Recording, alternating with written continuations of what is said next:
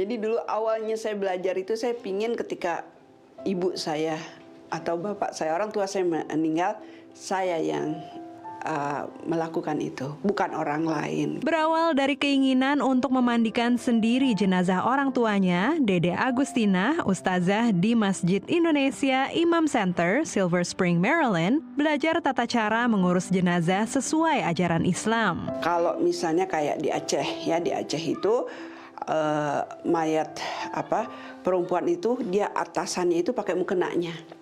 Jadi nggak pakai kain kafan untuk nutupin itu.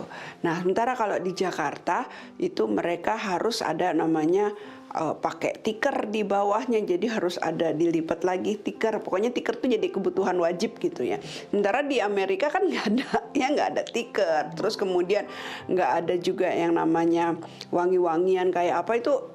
Dilarang gitu kalau di sini. Ibu Dede yang sudah 6 tahun menetap di Amerika bukan satu-satunya muslimah yang mengamalkan ilmunya, terutama bagi jemaah di Masjid Indonesia ini.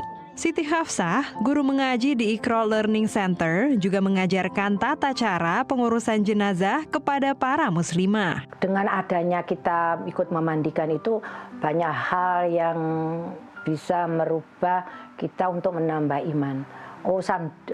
Sewaktu-waktu aku akan begini juga. Proses pengurusan jenazah di Amerika berbeda dengan di Indonesia, di mana jenazah harus dimandikan di funeral home atau rumah duka, baru kemudian dibawa ke tempat pemakaman.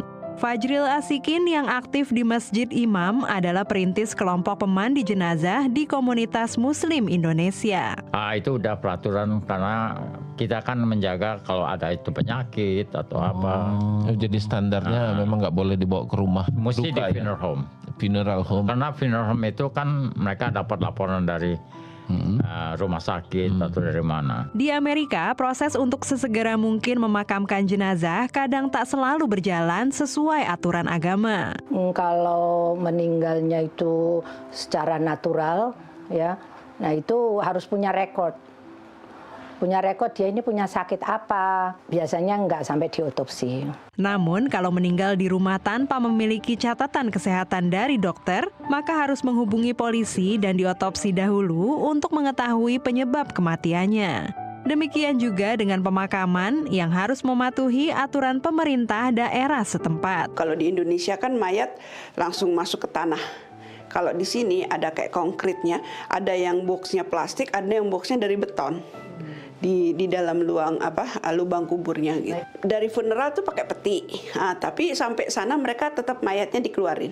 Petinya dibawa lagi ke funeral. Dan untuk menyikapi itu karena kita sunahnya mayat harus mencium tanah ya.